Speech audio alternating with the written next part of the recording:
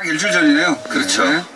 북미 정상회담 때 제가 계속 기타 얘기했는데 예. 환희의 성가를 연주해서 크게 화제가 됐었죠. 그게 화제가 됐는지 모르겠는데 어디서 그게 화제가 됐죠?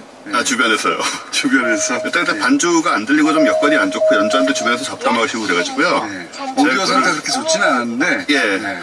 제가 이제 반주를 제대로 크게 녹음을 해가지고 제 페북에 올려놨으니까 제 이름으로 검색하시면 나옵니다. 그러니까 페북에서 들어보시면 제대로 된 연주를 들으실 수가 있습니다.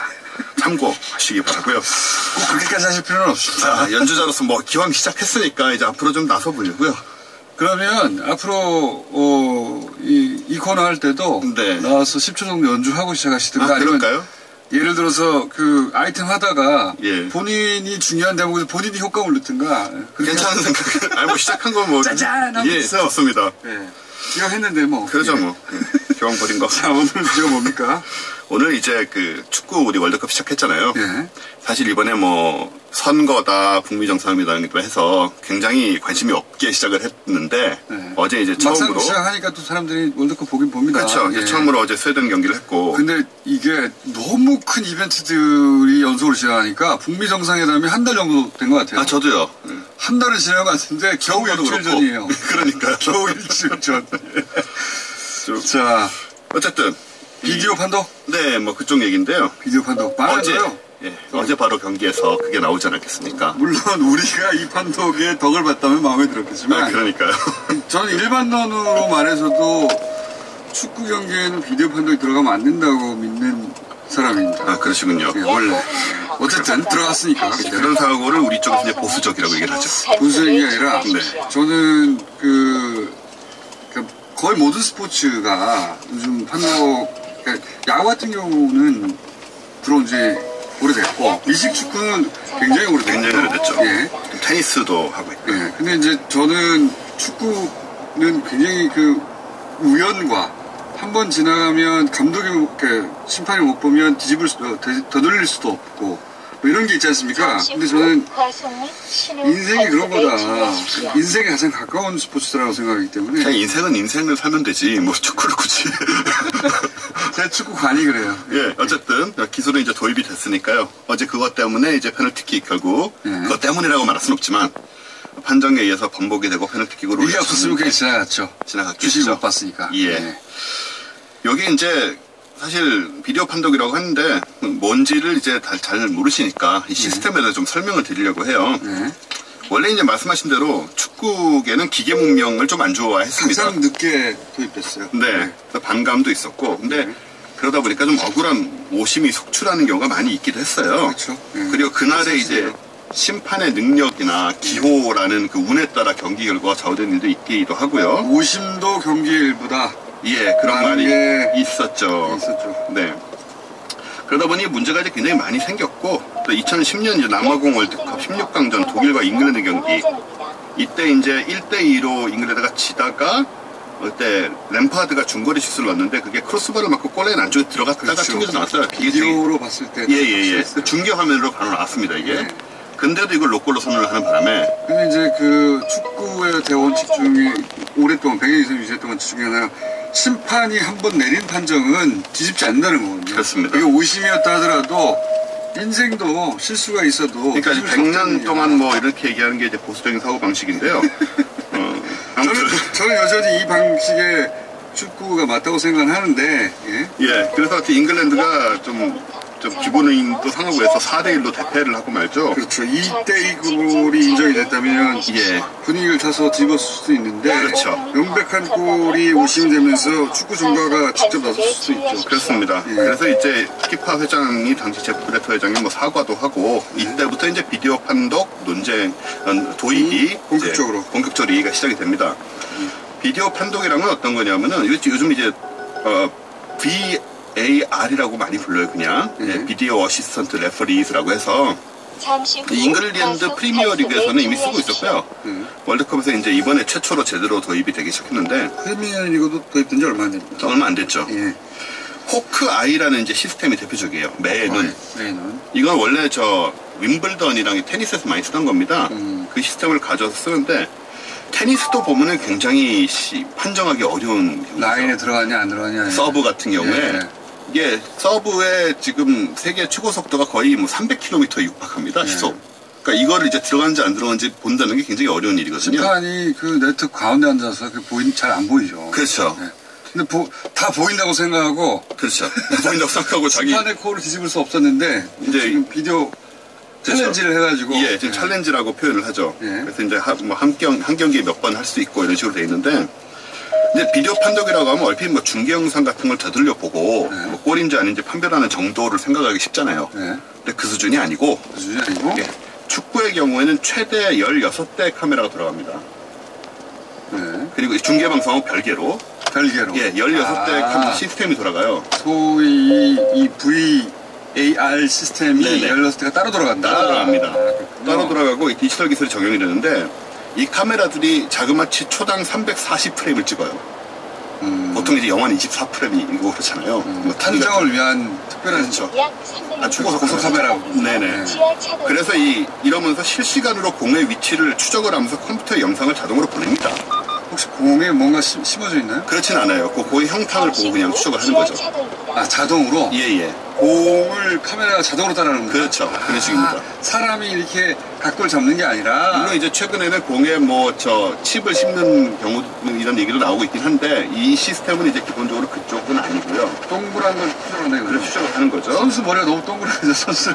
대머리라든가 이런 죄송합니다. 머리가 없거나 하는 경우에 문제가 있을 수도 있겠으나 어쨌든 그래서 이제 공의 궤적을 계속 3차원적으로 재구성을 하는 거예요. 카메라가 많으니까. 그런 상태에서 예를 들어서 골라인을 1mm라도 넘으면 심판 손목시계에 골이라는 표시가 바로 뜹니다. 자동으로? 네, 이 자동으로 떠요. 그러니까 골이냐 아니냐는 이제 주심이 걱정할 필요가 없어요. 물어볼 필요도 없습니다. 자동으로 뜬다? 네. 그리고 이제 이 경기 영상에다가 그래픽을 결합해서 예를 들어서 오프사이드 라인 있잖아요. 옵사이드 라인. 말 이상하겠네요. 옵사이드 라인을 이 화면에다 그려서 볼 수 있습니다. 보는 쪽이 판독팀이. 여기서 궁금한 건, 기술적인 것도 더 궁금한 건, 예를 들어서, 테니스 같은 경우는 선수가 챌린저 있잖아요. 축구 같은 경우에 감독이나 선수가 요구할 수 있는 겁니까? 감독이나 선수가 요구할 수는 없고요. 심판이 요구할 수 있고, 그와 별개로 판독팀이 심판한테 신호를 계속 보냅니다. 알아서. 어제 같은 경우에 구자철 선수 발목을 밟았던 반칙. 그쵸. 제가 다른 나라 중계에서는 굉장히 심한 장면이라고 이거 카드 줄 수 있는 장면이라고 했는데 그러니까 심한 반칙의 경우 되돌려 볼 수도 있다면서요. 그러니까 이런 경우에 어떻게 되냐면 사실 이게 카메라가 보면서 컴퓨터로 들어가기도 하지만 지금 이제 러시아 월드컵 같은 경우에는 모스크바에 중앙센터가 있어요. 거기서 12개 경기장의 모든 카메라 영상이 방송으로 들어옵니다. 실시간으로.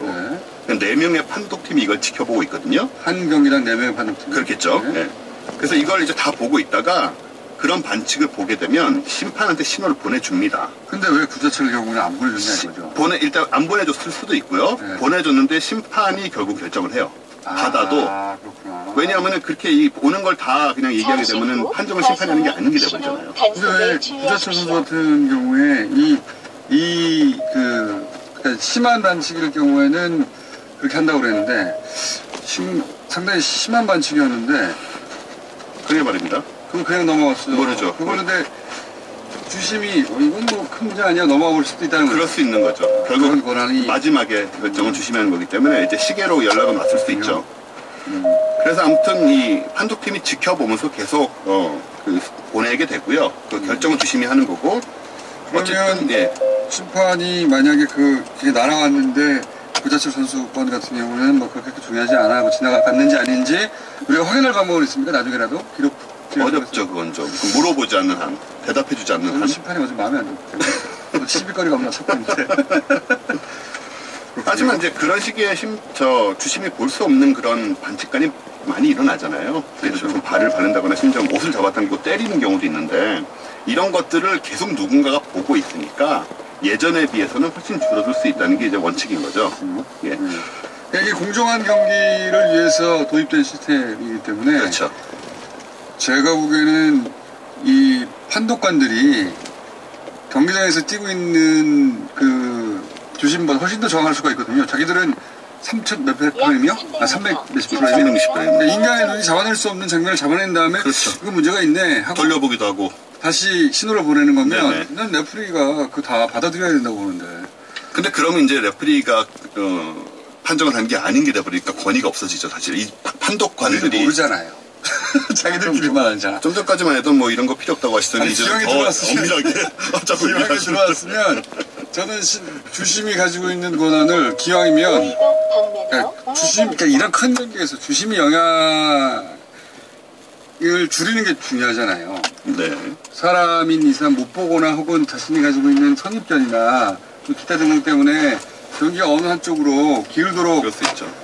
판정을 내리면 한두 개 때문에 경기 결과가 달라질 수도 있거든요. 기왕에 그렇게 들어왔다면 예전에는 오심도 경기 일부라고 생각하고 저는 여전히 그렇게 생각하지만 이렇게 기왕 도입됐다면 아예 4명의 레프리가 있는 것과 마찬가지로 이 레프리는 현장 진행만 맡고 반칙이나 이런 판정을 이쪽에서 내는 견해를 더 받아들여야 되지 않을까.